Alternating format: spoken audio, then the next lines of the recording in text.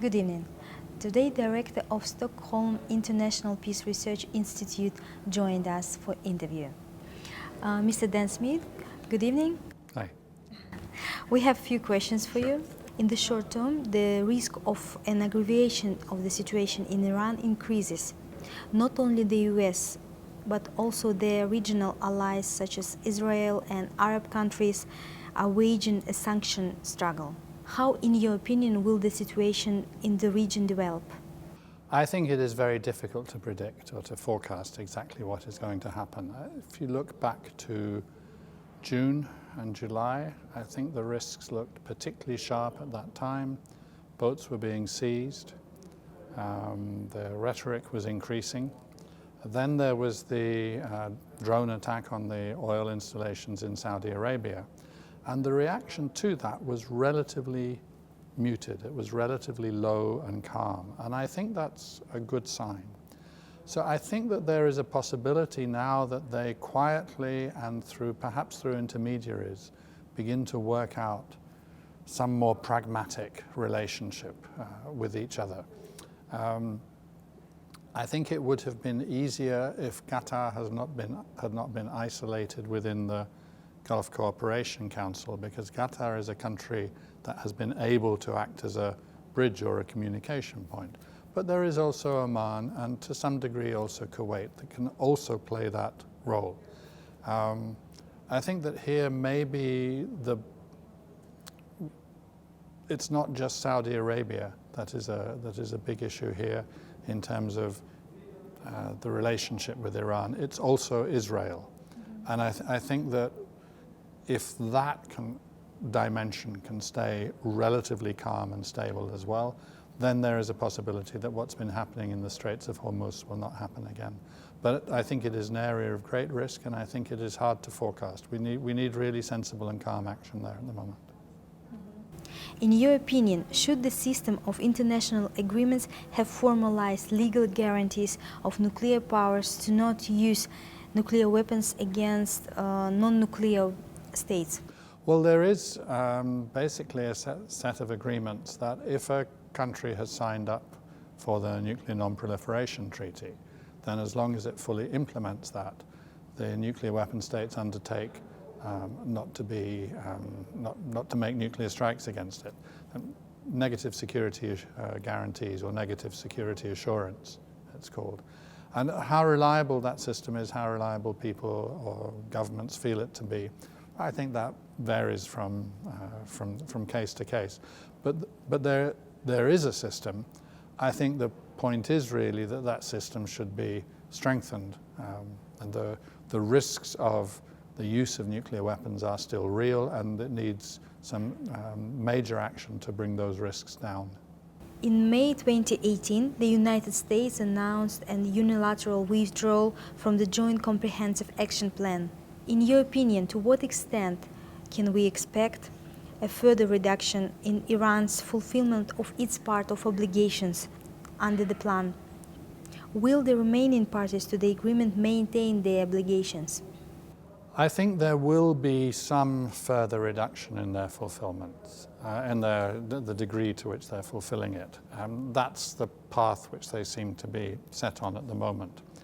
I don't think that will go very far, and I take seriously the statement that has been made by the Supreme Leader that nuclear weapons are un-Islamic, and therefore the Islamic Republic of Iran will never develop nuclear weapons.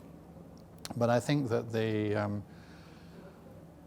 the path that they're set on, I understand it. I understand why they're taking these actions, but I think it's regrettable. I think that the Iranian position would be much stronger, and we would all feel also a lot safer if they had said, well, despite the fact that the US is not respecting this agreement which they signed up to, despite the fact that they're not respecting an agreement which is endorsed by a binding UN Security Council resolution, nonetheless, Iran respects those realities, and Iran, therefore, would continue.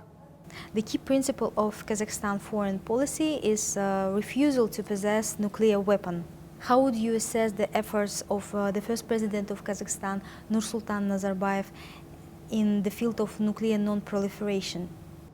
Well, I think it was enormously important that when the Soviet Union broke up, although Russia held on to its nuclear weapons as the largest successor state of the Soviet Union, that the other three states that could have had nuclear weapons, Kazakhstan, Ukraine and Belarus, all decided to take the non-nuclear path. And it was very important because around the same time, South Africa, which was transitioning from apartheid to democracy, South Africa had also had a nuclear weapons program, and they didn't actually, I think, possess warheads as such, but they were developing the technologies, and under the new system they stopped doing that. So at that point, in the early to mid-1990s, about 25 years ago, there was this series of positive steps. And of those, I think you could say that Kazakhstan's was the largest, and in many ways Kazakhstan has continued on that path, not simply with the destruction of the actual nuclear weapons themselves, but also with cleaning up the Semipalatinsk test site.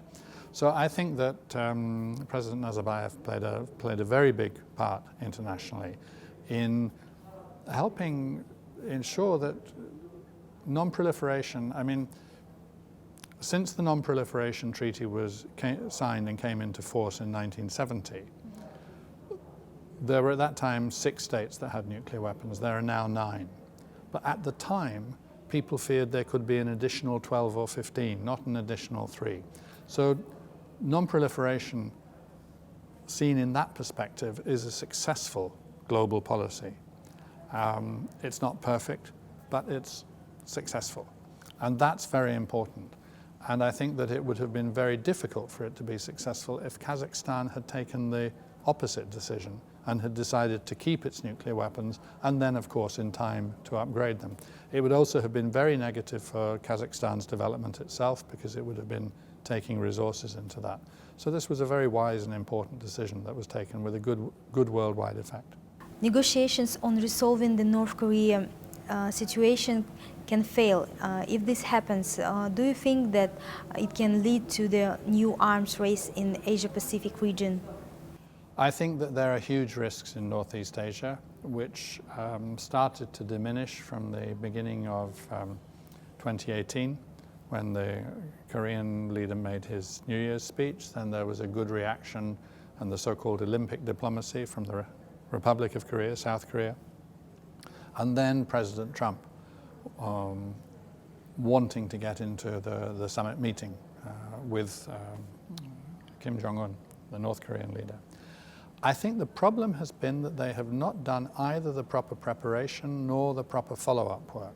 So the original summit meeting in Singapore produced a quite positive result, a roadmap, some big objectives, and let's get on with the work.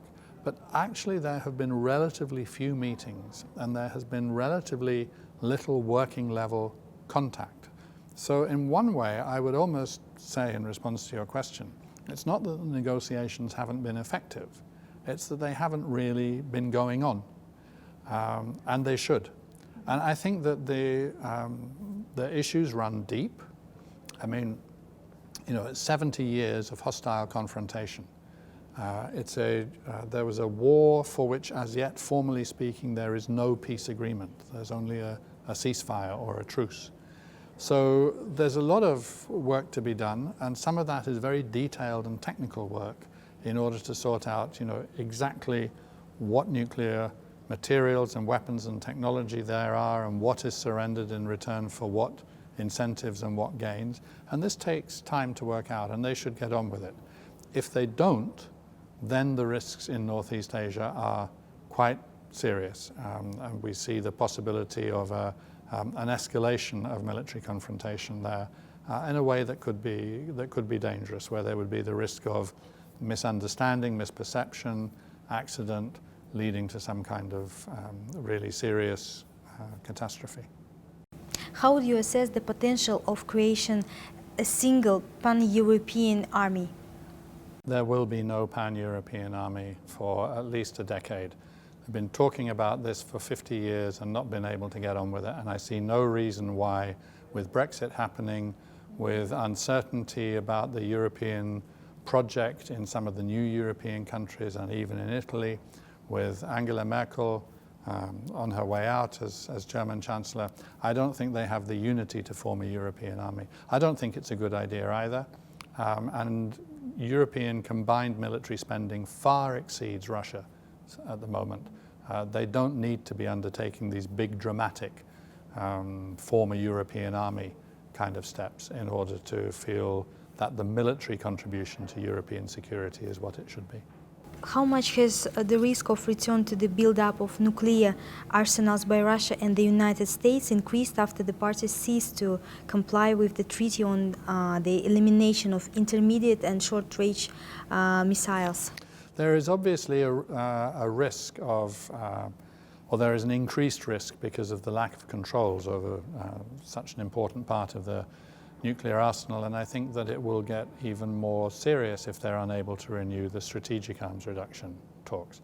But I don't think that what one might call the arms race that would come after necessarily looks the same as the arms race of the 1960s, 70s and 80s, when there was a competition in numbers and a competition in exactly the same kind of warheads. If you have independent warheads on your missiles, I need independent. If you have multiple independently targetable warheads, I need to have the same. They were matching each other step for step.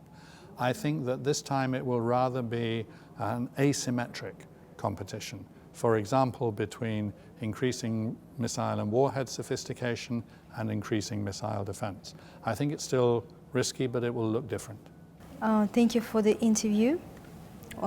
It was a great honor to have you today.